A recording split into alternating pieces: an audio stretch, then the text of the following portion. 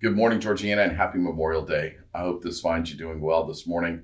And I hope you will take some time today to not only celebrate the national holiday, but to remember why we have Memorial Day, to honor those men and women who have sacrificed their lives for our country so that we can enjoy the freedom to do what we're doing right now, which is taking a moment and spending some time together. I'd also like to take some latitude. For the last year and a half, we've been in a battle against COVID. And so I also want to take a moment to thank those frontline workers, doctors, nurses, EMTs, all those folks that have sacrificed, many of which who have given their life to help battle against COVID. So I hope we also, in this particular Memorial Day, will expand it just a bit to think about those that have been at war for us in the last year and a half, who also have given their lives to fight the great fight. So happy Memorial Day. I hope you have a great day. So this morning we find ourselves in the book of Lamentations, in a great passage. So we believe Lamentations is written by the prophet Jeremiah, who's also known as the weeping prophet. So it kind of makes sense that he writes a book called Lamentations. It is a literary work of brilliance. This 5-chapter poem, it's really 5 poems all knit together.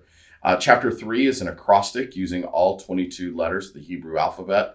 Again, it is something that is knit together with ultimate perfection. So the book of Lamentations is just what it sounds like. It is a 5-chapter cry out to the Lord. It is a lament, a mourning, a grieving that is happening. Specifically, the prophet writes about the grieving over the loss of Jerusalem and how that has affected the people and how that has affected them. But here's how and why it's relevant to us. I mean, so many people that think that they can't be mad at God, that they can't grieve, that they can't cry out. And I think God expects us to cry out. He wants to hear from us in the deepest and darkest parts of our pain. We're reminded that when Jesus lost his friend Lazarus, that he stood at the tomb and he wept.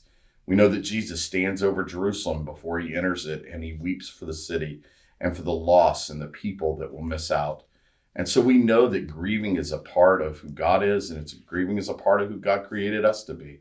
So the book of Lamentations is a great way to just kind of sit in somebody else's words that is poetic in nature to help us understand maybe sometimes our own grief. But always on the other side of grief, because of our relationship with a holy God, we always have hope. We are never without hope. And so that's the passage from Lamentations that we take this morning, that in the middle of our grief, there is always hope. In the middle of our darkness, there is always light. So let me share with you from Lamentations chapter 3, verses 22 through 24. It says, "Because of the Lord's great love, we are not consumed, for his compassions never fail. They are new every morning. Great is your faithfulness, I say to myself. The Lord is my portion, therefore I will wait for him." This past Sunday, I preached on the benefits of waiting from the book of Thessalonians. And the truth is we just don't wait well, which makes grief even harder because it seems prolonged. It seems like it drags on. And so what we're reminded by the prophet is that God's compassion never fails. There is never a moment of your grief for which God's compassion is not ready to greet you every morning. There is no amount of darkness that you're walking through for which God will not stand beside you and walk with you. His compassions are always new.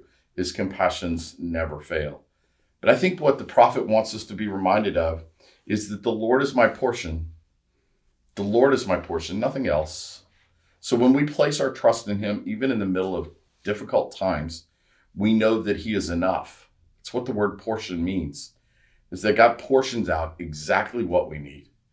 Oftentimes when I'm walking through difficult times with other people, or trying to be mindful of when I'm walking through a difficult time, one of the things that I tell myself or I pray for others is I pray that God gives you just enough for today.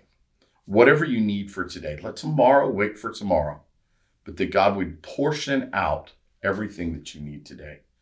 So church, I just want to tell you that we all walk through seasons of grief. We all have times of darkness and difficulties where uncertainty abounds. We have had plenty of that in the last year and a half. But what I want to remind you of today is that God, through the book of Lamentations, reminds us that we are never without hope, that his compassion greets us every day. So I pray God's compassion greets you this morning. I pray as you celebrate Memorial Day, you would do so keeping in mind that everything that we enjoy in this great nation is because somebody sacrificed for us to have it. And so I just want you to know how much I love you and how grateful I am for you. Happy Memorial Day. We look forward to next week where we'll have a guest visitor with us that will bless you unbelievably. So I love you, church. Take care.